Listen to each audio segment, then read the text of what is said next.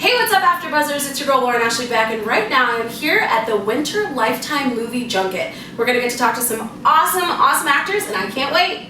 All right, so what do you think was a pivotal moment for Dr. Josiah when he decided to keep Nellie in the mental institution? Why did he make that decision? Yes. I think he got in over his head, and my backstory for him was that it's not the first time he's done this.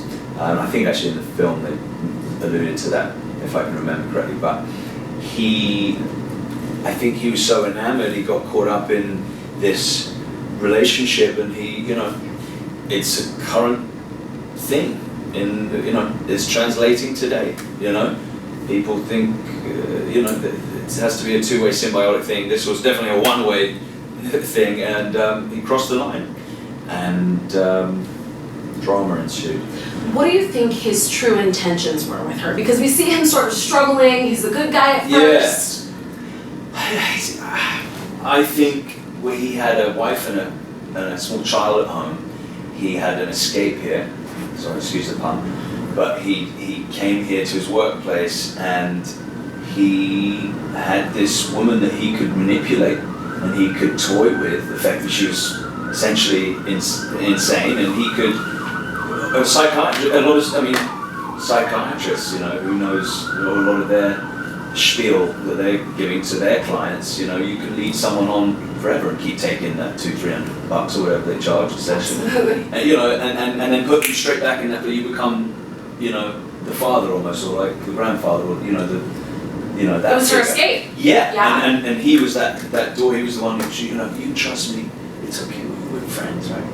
It's okay, So that's him, and he got his confidence. So he did, which is good. So what was it like working with Judith and Christina? I was very, very lucky to have the opportunity to work with both of them, and I learned so much and I learned a lot of different things from both of them. What would you say would be the biggest takeaway from each of them?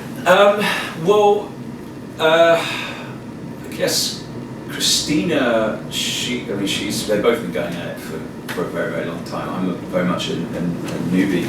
I was impressed with the powerhouse. I always get thrust into like strong, very independent women. I'm married one.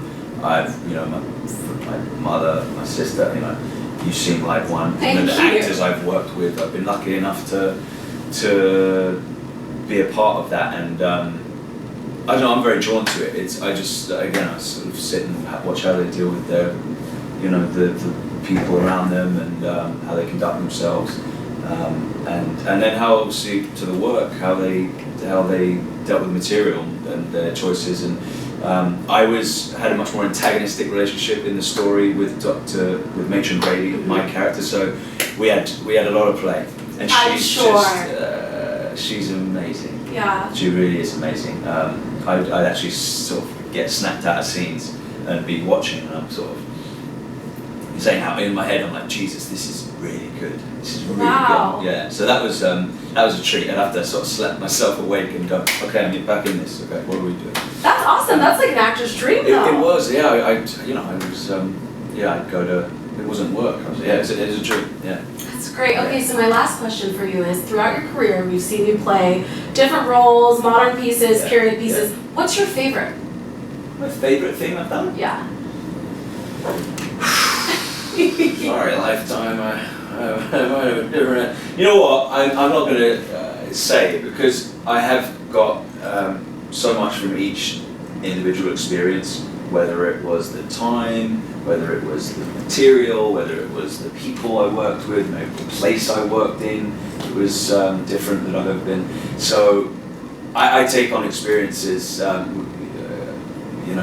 take the experiences I get from each place, and don't take it for granted. Right? Awesome, definitely. Yeah. Awesome, thank you so much, Josh. Thank you.